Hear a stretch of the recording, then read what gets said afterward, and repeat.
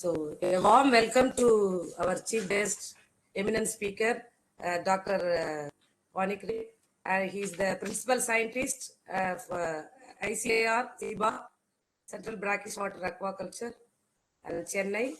And this webinar was organized on the occasion to celebrate the World Fisheries Days. And Dr. Panigrahi will give a webinar talk on entrepreneurship and livelihood activities on coastal aquaculture. And I am a warm welcome to other participants also. And I am a great pleasure in introducing Dr. Akshya Panigrahi, principal scientist, to you.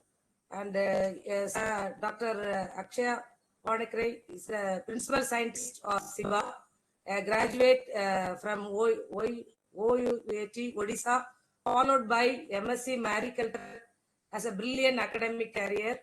And he has got his doctoral degree from Tokyo University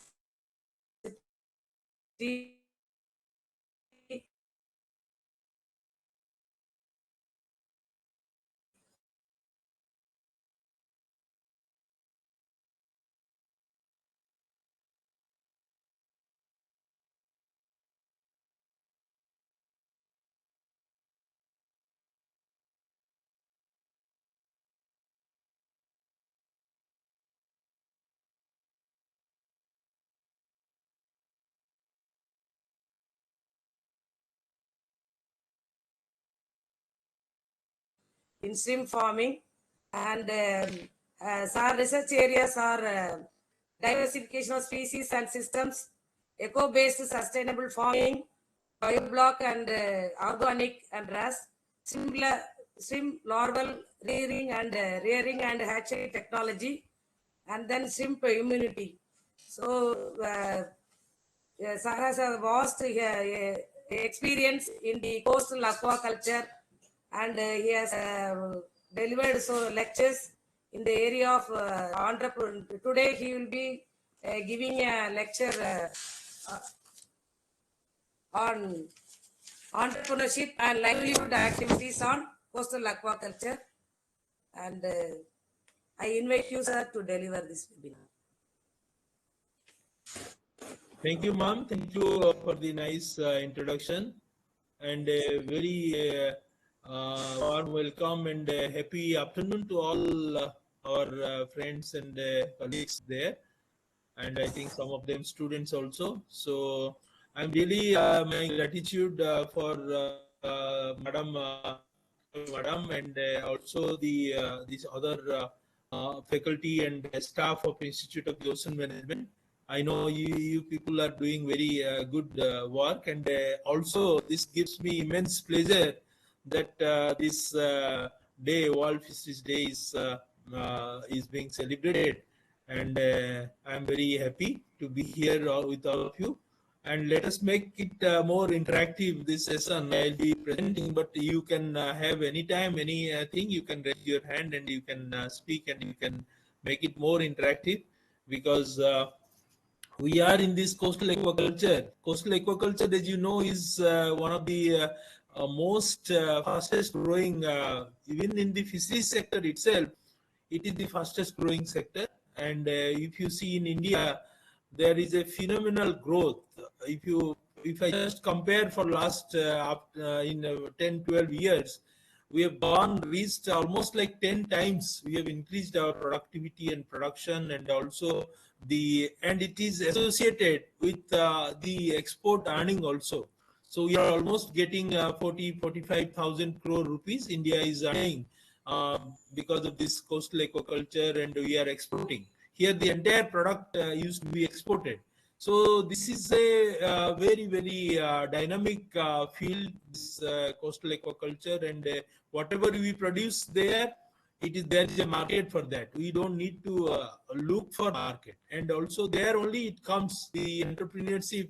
Whenever you want to be an entrepreneur in any of any agriculture based this one, definitely you have to see what is that the market, what is the available market, and what is the profitability. So here, both the things, this coastal aquaculture, at least the shrimp aquaculture. Shrimp, it constitute of our crustacean decapod, and under that, the native species are there. We tell Taiwan shrimp and white shrimp, Indian white shrimp, Penis indica, tiger shrimp is Penis monodon, and that is mostly those thing is and after all these native species, there are some exotic species also, because there was some problem in the native species. We have got that one, and after that introduction of the SPF, we tell specific pathogen free variety, that is Pinus venami. After that introduction of venami in 2009 commercially, India got very, very phenomenal growth, and we have reached this stage now, 1 million plus ton production. And we were the number one as producer and exporter for quite some time, last 2-3 years. And this year there is a shift, and last year and this year there is Ecuador again, another country that is going to lead in the world in terms of production and this to export. So this is what in this, but why this is important to understand the entrepreneurship and the livelihood models. Now I'll just get back to my presentation. Here we are discussing shrimp. Those shrimp is one of the things, major thing happening in the coastal aquaculture sector. But there are so many other options, other livelihood options, including the fish culture. We have diversified fish population, for which we have standardized. CIBA, my institute, the ICAR, Indian Council of Agricultural Research. Under that, the Central Institute of Brackish-water Aquaculture, which is located here in near this MRC Nagar here in Santom. Here, this is the institute. Here, the first time any marine fish was bred, and there are a lot of progress. Now we are into several marine fish like sea bass, mullets, millfish, all bred for the first time in the country, and sometime in the Southeast Asian country, and then crab, and so many varieties of species are there, for which we are looking for entrepreneurship. Not only that, we are looking for entrepreneurship. There is a concept I will just tell, like the waste to wealth. Some, the fish waste, lot of fish waste, which which used to this one, which used to create some kind of pollution and all, that is being converted to wealth. Wealth means some kind of fertilizer. We tell SIBA this plankton, for plankton plus.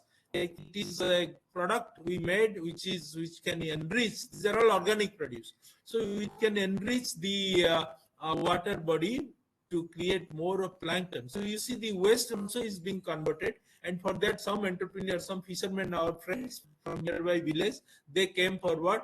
They have invested some little money, and now in 1 year they got back their money, and they are having a small scale industry. Not only that, they got the best self-help group award in all, like all over India. So all these things will look into that one in the entrepreneurship model. It's a very interesting topic, entrepreneurship and livelihood model. I will share the topic now, the presentation.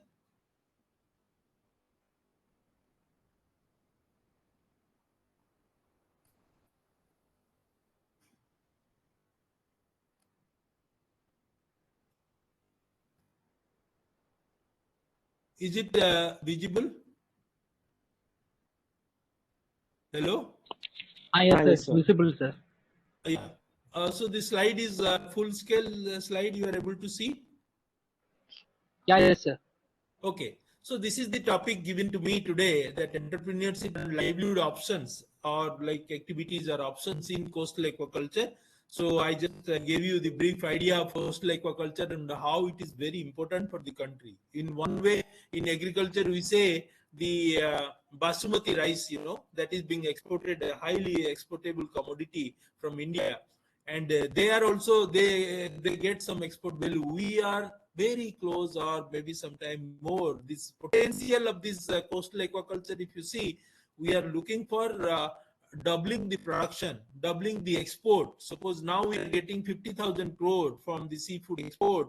We want to make before, like another within 5 years. That was what the vision of the Prime Minister, there was a Prime Minister's Matsya Sampada Yojana, PMMSY. So they have a target that we have to export not 50,000 crore, 1 lakh crore within a stipulated 3 to 4 or 5 years. So that is the potential of this coastal aquaculture. This is my institute, CIBA, the headquarter, and we have a field center. Those who have seen, it is near Kovalam, near that other side of that action, the 5-star that Fisherman Cove is there. The other side, these are all hatcheries located in Fisherman in Muttukadu. These are the two centers. Those who have not seen yet, I'll request them to come and see the vibrant and this one happening.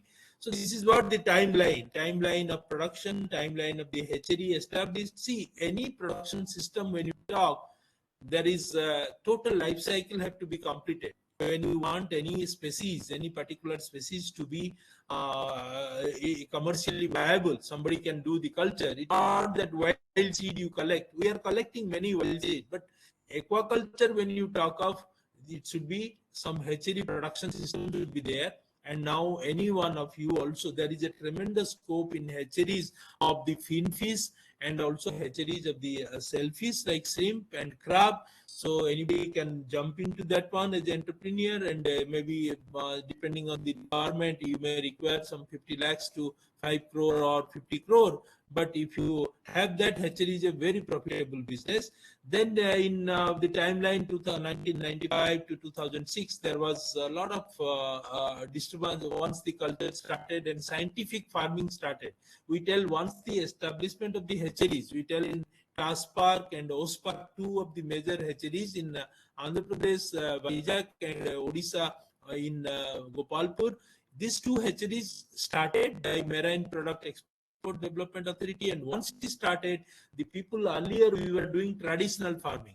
Traditional farming, like with that recruitment or the stocking is auto stocking. You just take up your the sluice gate, and they are all positive for taxis. If you put a light there, or if it is a moonlight day, then many of these species all together they enter into your pond or enclosure, and you close the gate and make them rear for some time. After that, they will be slightly bigger, and 2-3 months after enclosure based culture, you may give some feed, you may not give some feed, and but that is all traditional farming. And we have in Kerala that pokali field, pokali that with rice, with paddy it is cultured. In Odisha near the Chilka it is called gheri. In West Bengal it is called veri. So many this local or the traditional farming, and then after it started extensive, where we just started stocking a little bit.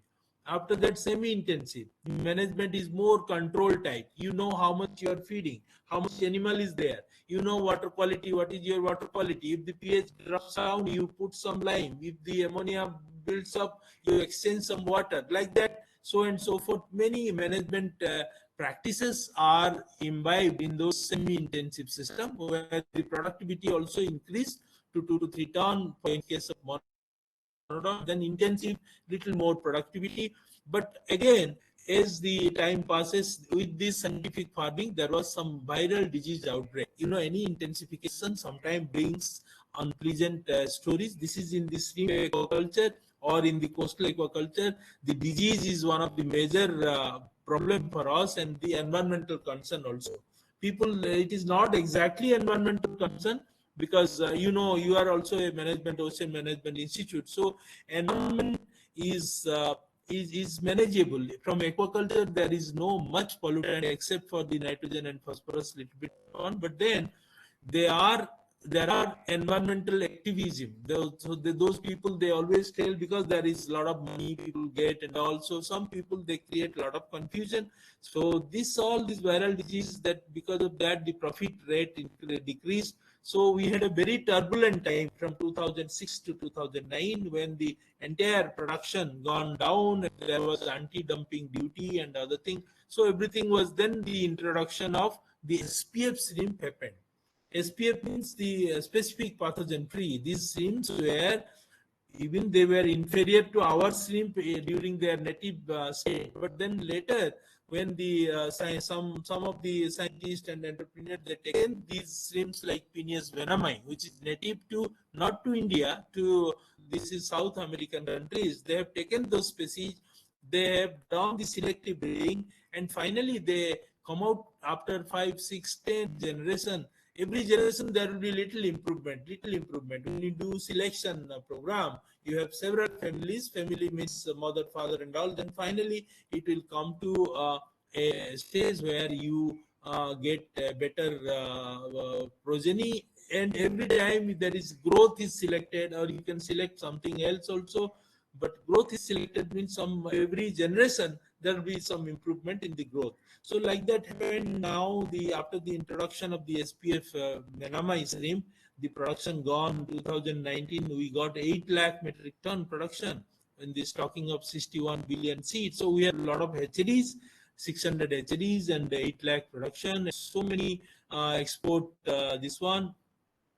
So with that, again, that is we have the target for this year. It was $7 billion US, and we are almost there. Like that is what the entrepreneurship and all this thing has given us. So this is what, just in brief, when we talk of coastal aquaculture, for that matter, any aquaculture activity, the genetic improvement program is an important thing, and there the biosecurity and BMP, eco-based farming system, all these things. And when you are an entrepreneur, you have to be futuristic, and then you cannot think of something which is not sustainable. So sustainable development, and because of that, the issues to be resolved, and the best management practices, the good aquaculture practices, those are the buzzwords which are used to make the aquaculture more efficient. And so this is the single species I was telling, the venami, which is almost like 80 to 90% of our total production goes is singularly responsible. This species is responsible. So this is the production. I told you about the data, and this is what we are doing. The export 47,000 crore we have got in 2019 itself. Now it is increasing. These are the countries where it is being exported. The highest export to USA, then to European Union, to Southeast Asian countries, who again in that process again they export after value addition, they export that one. China also is importing. So China is a net importing country now, and they are the number one producer for some time. Then European Union. So all those things, and but then the problem lies with the disease problem. There is a goal. There is a society which conduct a survey, and they find this disease is one of the worst thing for any entrepreneur, any farmer to enter into this kind of activity, because these are all high profit and high risk business also. Sometimes they say, then this Indian, but then when you do scientifically, when you do systematically and a more sustainable way, that is definitely a success. So this is the farming area. We have now nearly 2 lakh hectare production area, and traditional is 45,000 hectare, and the total. But then it is so much potential is there. Potential area is around 1.2 million hectare. Out of that, only we are using around 15.8% area.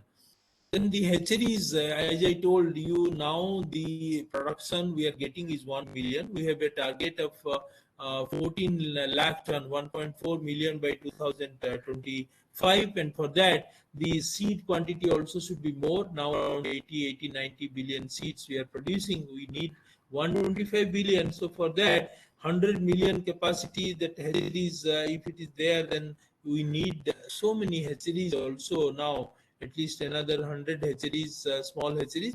There is another fact that the existing hatcheries themselves, they are not 100% utilized, because there is a lot of competition and that seasonal influence, and when the farmer will stock, when they will not stock. So those are the things. Then there is a feed mill. Feed is the highest, like the the cost of from the cost of production, the major share is from the feed. Almost 50 to 55% goes for alone for feed, because with the FCR, feed conversion ratio 1.65, that is the average FCR. With that, the feed requirement is very enormous when you produce. Now you see, these are the private companies like Abanti, Groel, CP. They produce more than 4 lakh, 3 lakh ton production, one company, and each kg of feed is costing nearly 90 to 100 rupees now. So these are the entrepreneurship requirement are there, but you need not think of a very big feed mill. One can start with local, with farm-made feed. Farm-made feed, not only for fish and all, it is very popular, but then for shrimp also, where extruded pellets are more important. But there also we have seen people are coming with a very innovative way, and we are also helping entrepreneurship, and people are able to get the feed, almost same similar type of feed, almost a price of 30% less than what these commercial companies are giving. So there is an enormous scope for the feed mill establishment, and you can really somebody. And then now Government of India is giving for every activity, for hatchery, for feed mill, for everything. They give a subsidy of 60% for the ladies and 40% for the gents. That subsidy is a good amount. Even 3 crore if you have, then almost like 1.8 crore you get a subsidy for establishing a feed mill. Likewise, so this is the now I want to tell you that we not only were talking of the Benamai, which is SPF, but there are so many other species which are natives to India, like the kuruma shrimp, like the Japanicus, or the Indian white shrimp, that is Peneus indicus, then Peneus monodon, like that. It is the different species are there. So now with that, monodon also, we have several technique, and one of the major thing which is now trending is organic production. You know, organic aquaculture, organic egg, organic everything is there in market. For aquaculture also, people started doing, not people were doing kind of natural farming or organic farming, but now many agencies, they are looking for that one. Now if you see, even Walmart or many foreign main retailers, they are coming forward to buy the organic certified product. Earlier we didn't have, India didn't have proper guideline and all. Now we have Organic India movement. We have the guideline for fisheries also, for aquaculture, for carp, for shrimp, for freshwater prawn, and for mollusk. We have the guideline for organic. Here there was some organic trial I had conducted in West Bengal and other places before almost like 15 years. And based on this, we have stopped 6 numbers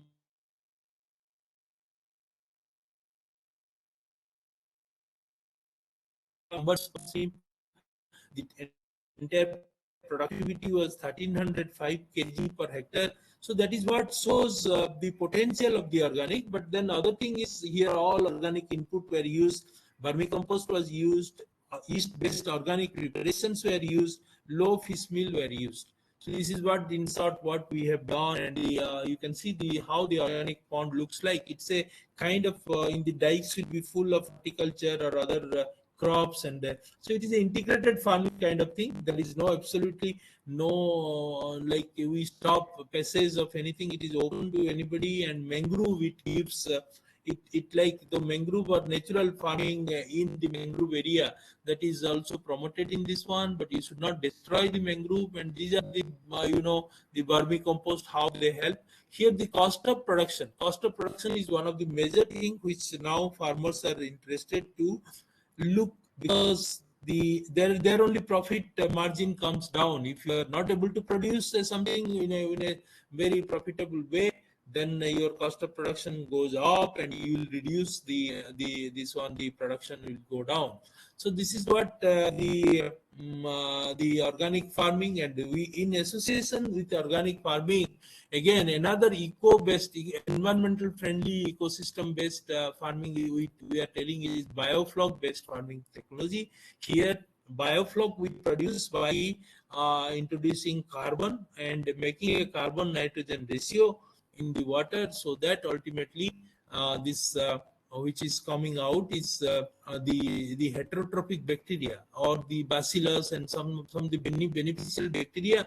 They form some kind of flock which is also edible by the organism, by the shrimp, and has got the tremendous capacity to reduce the nitrogen, because it consumes the nitrogen in presence of the carbon.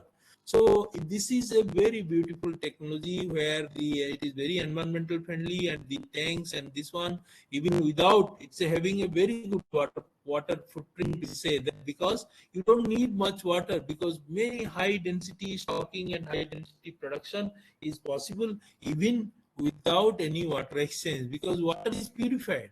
When you are talking of this biofloc, water is in situ bioremediation taking place, and water is getting purified time to time. So this is a very interesting technology, and those who are interested, some students, you can come and learn, and you can even do your dissertation and this one here. And this is what we have set up, biofloc based nursery, biofloc based grow out system in different places. We have commercialized the technology. You see, just I am showing you the metagenomic data. Here, the biofloc, because these are all probiotic, naturally probiotic bacteria.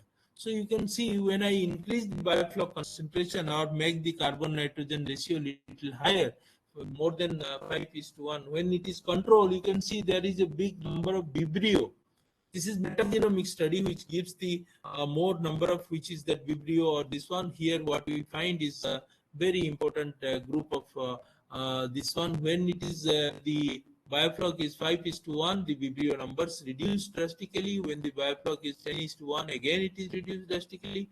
Then vibrio number reduced in biofloc groups. So this is the nursery rearing technology. Here the trial 1 and trial 2, the stocking density is 3500. We are able to 3000 PL per meter cube. Per meter cube area, you see the highest stocking density we stock, and because of its biofloc and because there is no problem with regard to the water nitrogen buildup and all, so we can stock high amount. And the nursery is very, very important technology, which when integrated with the farming system, the production we get is more production and more productivity we get generally. So this is a typical biofloc pond, how it looks like. This is in Tamil Nadu, one of the most progressive entrepreneur. He is an IITian from Madras, and he is doing this biofloc based farming. And you see the kind of aeration, the kind of this one goes with this one, and how is the Indian experience goes with the, if you see the productivity itself, the survival, you see the 85% in conventional farming, but in biofloc it is 95%. You see the production is 12 ton, whereas in per hectare production is around 40 ton. So in the biofloc there is a capacity to increase the productivity by 4 to 20 times, even sometimes 20-25 times you increase the productivity. There is a economic gain, and with respect to freshwater, with respect to brackish water, we have the technology for nursery seed rearing, we have the technology for fish seed rearing, for even a small tank based aquaculture, biofloc and other things can work. And there is a polyculture system. Polyculture means it is not only one species, there will be 2, 3, 4, 5 species. You know, in case of Indian major carp, one most important polyculture happens when the top, it is all to utilize the ecosystem very equally, and ecosystem, suppose the top of the pond where the more the phytoplankton and all, there will be some katla or those things to utilize that one. And in the column there will be rohu, and in the bottom there will be this is what in this one. And then that is there is another composite fish culture, or the IMTA, integrated multi-trophic aquaculture. There are also different type of there will be mollusk, there will be these oysters, and there will be, it can be combined with, so that each one have something to contribute. If you have oyster, then filter feeder, too much of plankton, too much of eutrophication they can avoid, and even the fecal matter and all things which will pollute this one, it will be going for the again it is kind of recyclement which takes place. So this is IMTA, and the integrated multi-trophic aquaculture is one of the things. This I was telling you before some time, that the genetic selection program. Here we try, because we know now one variety like the SPF Venamine. This is genetically produced. The generation after generation, there is some selection they did, and finally the production, the species which we got, the 100 days, the growth is almost double. Earlier, the what in 100 days 10 grams shrimp we used to get in the river or in the city. Now that become 20 gram, and after some time it become 25 gram, 30 gram. So there is a scope, tremendous scope. So looking at that, Government of India has given a program to us, very mega scale program, where Indian white shrimp, Penis indicus, we are going to selectively breed this species, and already we have started the work, and this lot of work and lot of effort and lot of patience also is required, because after 7-8 years only you can, because the generation, this one generation time is 8-9 before they come for next generation. So that 1 year, one time, it needs a lot of time, but then nevertheless at some point we need to start. It is too late, but we have started that one. This is technology for crab farming in 3-tier or zero stocking model.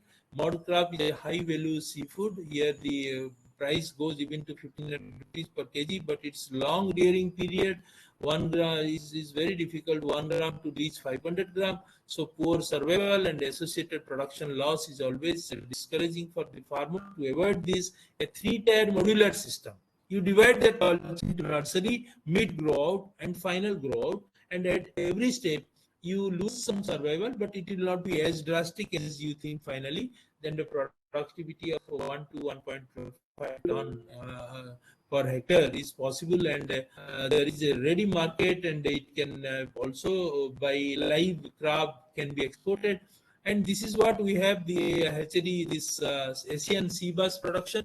Here this is another species which was bred for the first time in our institute in Chennai itself in 1997-98, and now the culture is going on in different places. A hatchery of 5 million annum per annum, which can be invested. It's a 2.5 crore investment, and generate 1 crore per annum. So you can imagine, whatever your investment, within 2.5 years you are getting the entire money.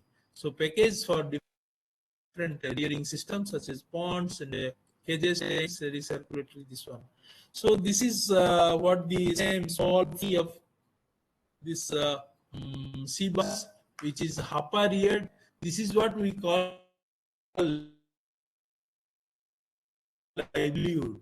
People have any access to this kind of income, so we just teach them with minimum investment, with kind of hapa itself, they can grow this small fry into, in a month or 1.5 months, it will be a fingerling kind of thing, and a small fingerling, and then there itself they get a big margin of money, that they buy it to 4 rupees and they sell it for 30 rupees. You can imagine the kind of profit of this one, but this is more or less not in industrial scale.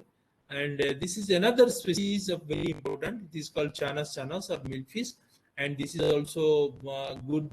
It is called Deccan Hilsa. If somebody is from West Bengal and like that, they say Hilsa is one of the most important, like tastiest fish in the world, and people are crazy. And but India is very poor in Hilsa catching and all. So we all depend on Bangladesh and this one. So, but there is this species is not Hilsa, but it is called as Deccan Hilsa. Deccan Hilsa is South India. It is more prominent, and that helps a lot. And this one for the marketing, when you tell it is Deccan Hilsa, 150 rupees per kg and 4 to 5 ton production can be achieved. This is what a very good haul of this chanas. And there is a modular hatchery technology for Atropos. This is actually, this Atropos is called the queen, Kerala, this most important fish in Kerala, and that is available plentifully in the Pokali paddy field and other places. And here its fecundity is very low, 4,000 to 6,000 only. So there is a proper modular hatchery technology available with us, and anybody want with minimum investment, you can do it. Also, we have the feed for that. Then diversified rearing model for brachycephalo, low volume cages. See in the sea cage you have seen Norway and Finland, how big cages they use. But here in brachycephalo, small cages we do. There is a small flow. We can keep a small cage, and the productivity can increase like anything. Unit cost is 50,000 plus, and our cost is 80,000. That's all, but you get a very good production.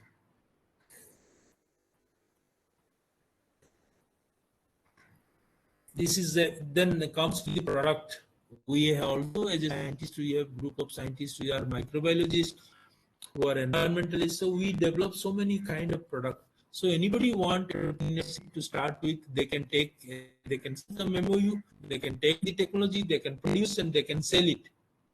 This is a thing which we and also I am also involved. I was involved in this one, and after some research, this we have developed some immunostimulant.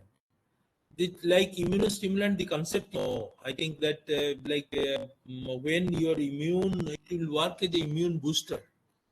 And how it will work? Because the cell wall component have some kind of thing like lipopolysaccharide or peptidoglycan, which is similar to any pathogenic or this. So it will give them some inducement for producing more of this one and or more of immunity in case of sleep and fish. So this is called CIBA steam. We have named, and we sold it almost like with 25 lakh rupees. That technology is sold.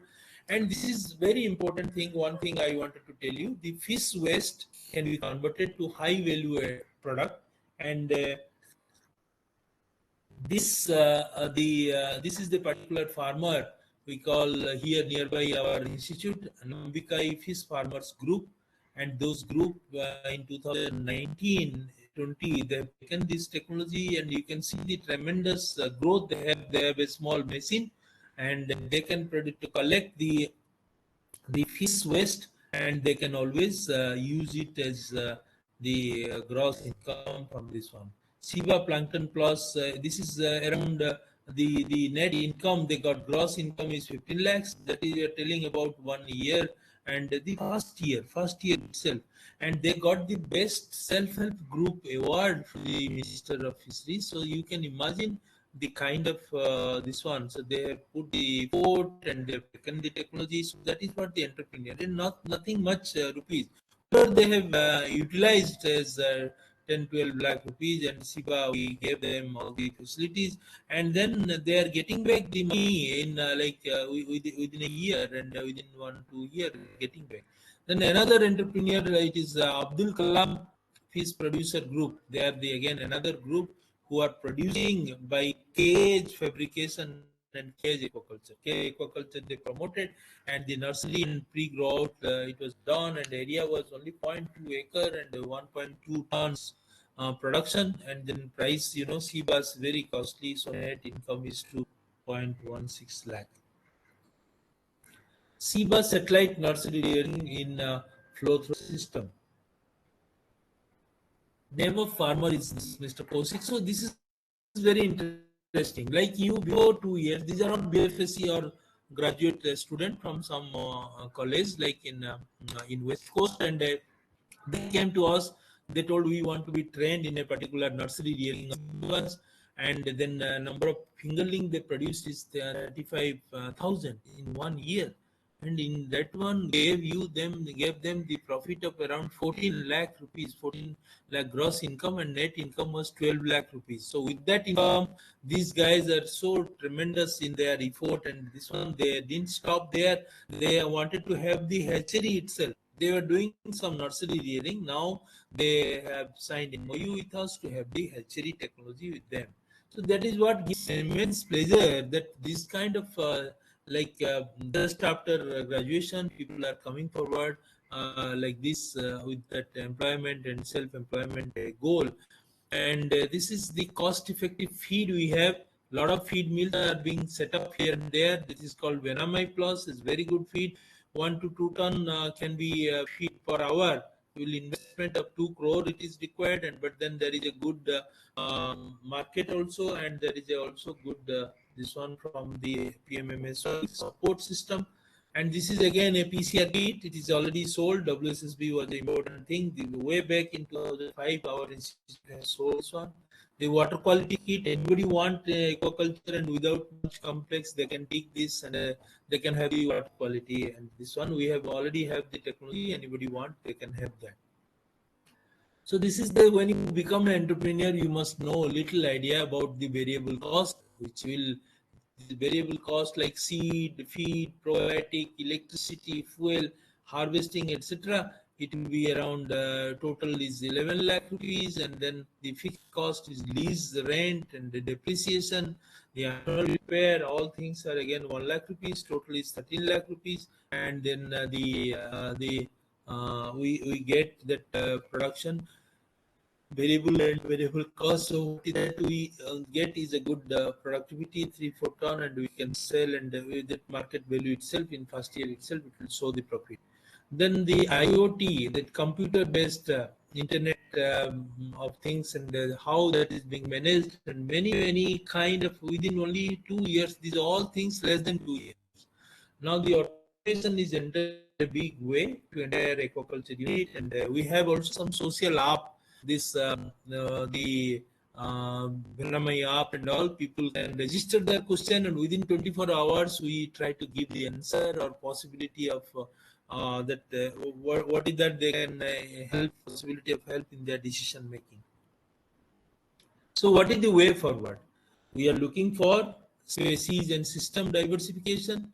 We are also like, many species we should have. It's not a 50,000 crore industry. Should not depend on one species. That too exotic species. Tomorrow, because of some geopolitical situation, like now the war between Russia and Ukraine and all, something happens, and it is banned. And so where we should go? So our own species, and we should diversify. More species should be there, and we need to get. So fish culture, our fish scientists, they're doing a great job in bringing in new species to this diversification effort, and the controlled breeding of new species, and quality seed production. This is again the quality seed and quality feed. These are two most important factors which influences the production and or productivity. So quality seed, there is no compromise. It is definitely required, and then the marker assisted selection. This is stock upgradation, new farming system approach like RAS, biofloc based system should be promoted, irrespective of what is that there is a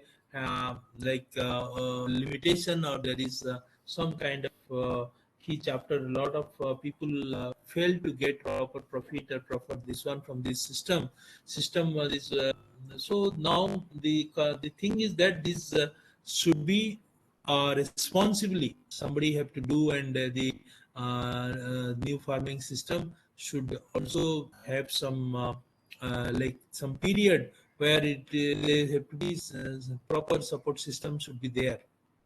Larval and grow out feed for new diversified species, disease management, surveillance. So we have a very big surveillance program in ICAR.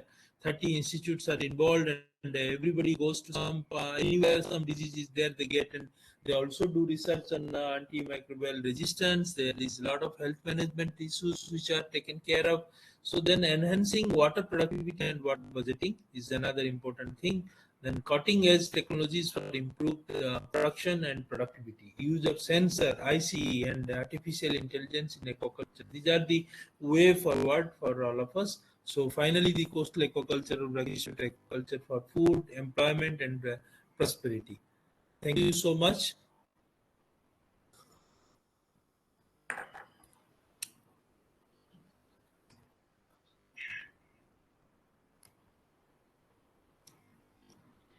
Thank you, sir. Yeah, thank you. Sir, it's a very neat presentation, and we all the students and some faculty are also here. Most of them all are well aware about this entrepreneurship and livelihood activities, and the stream culture, fish culture, and about the disease and how you manage that in CIBA. So all are very interesting activities, sir. So I would like to express my gratitude to all esteemed delegates of this webinar for their presence and contributes to make this webinar a great success. I extend my gratitude to our honorable chief guest, Mr. Akshya Panigrahi, to take out time from his busy schedule to grace this event. Thank you for inspiring us with your words, sir. Special thanks to our honorable director, IOM, and coordinator of EIACP, Coastal Zone Management and Shelter Belt from Anna University. She is just now she went to some important meetings, sir. Okay. Okay, thank you. So thank you everyone once again for making this a great success. Thank you, sir. Okay, if there is any question or anything. Anyone?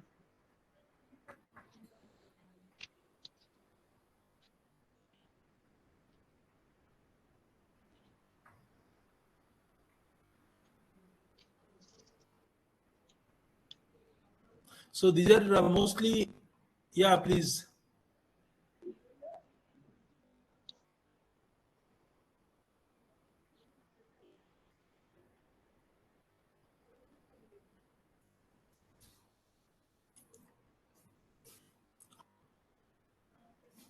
Yeah, somebody has put a question like impact of sea level rise on aquaculture. So this is impact.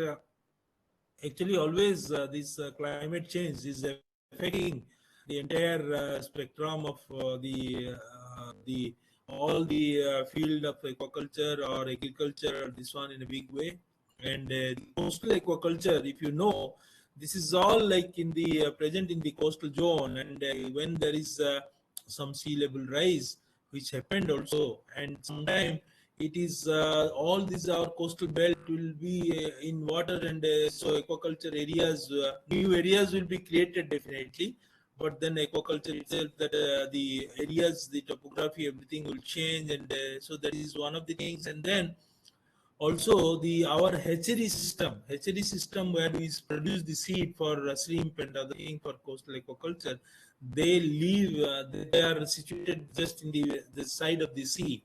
So if anything happens to the sea level rise, then it will be a massive one. All the things will definitely will be inundated, and it will be going back. And this one, as I told you, the entire 45 40,000 crore rupees depends on these are all scientific farming where the seeds are stocked, and this one. So that is one thing. Then the other thing we have seen during the tsunami time, the many areas like in Andaman and all, we have gone many areas, many good areas that entered the sea water entered.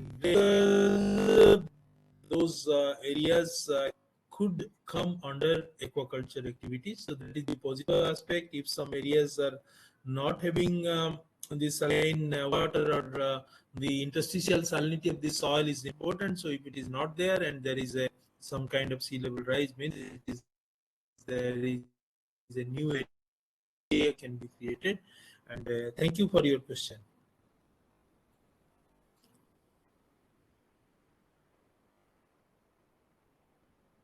Is it okay?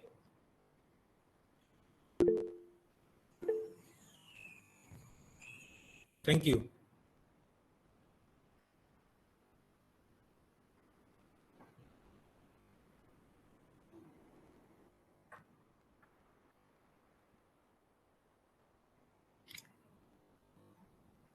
So shall we stop here?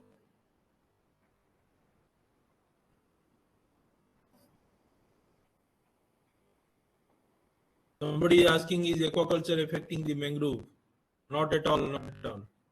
You read our publication by Dr. Jayanti from your madam, only from your institute kind of thing, from Anna University. They are doing lot of data, lot of high impact journals. It is being published by Dr. M. Jayanti. And so it is, aquaculture is never found to be throws many scientific things. We have shown that no way mangrove are affected by aquaculture in India, especially because mangrove, nobody goes to those areas, and we have enough area now because of this marine policy and all these mangrove area are totally is left out. Nobody goes there to do aquaculture. Thank you.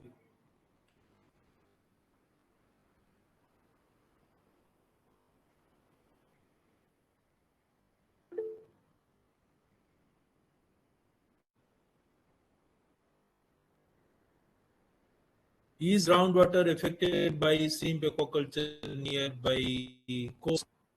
It is also not true, because it may be partially, but then the natural topography, natural water table is so much variation is there, so much variability attributed to natural phenomenon, that little shrimp aquaculture somewhere here there cannot influence in a big way, because most of the time shrimp aquaculture, and nowadays especially these we are using only whatever water is available after treatment, salinity and all, nobody is that much, and it is even it is going in a year. If you think it is taken, the seawater is taken, this one, but then there are always we recommend there should be some plant like reverse osmosis and all, so that you bring down the water salinity before this is, and there are very tough technologies available now.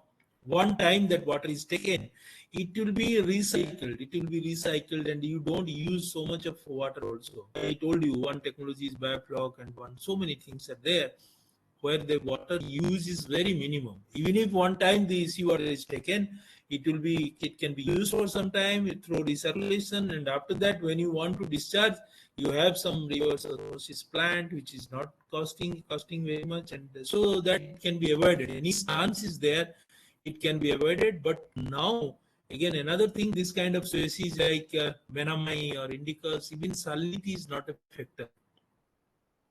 Recently, what we understand, the minerals, the calcium, the magnesium, those are important factors which can always change the ratio of calcium, magnesium, potassium. That is more important than your salinity in water. So it is not immaterial whether salinity is there or not. People are not keen in increasing salinity. Freshwater thing giving good production, good productivity. If you have a proper addressing properly the mineral constituent and their residues. Okay, thank you.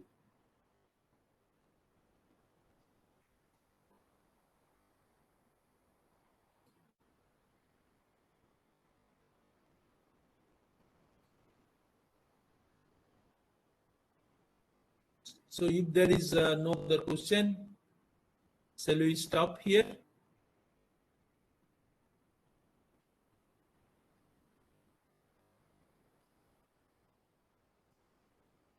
Thank you.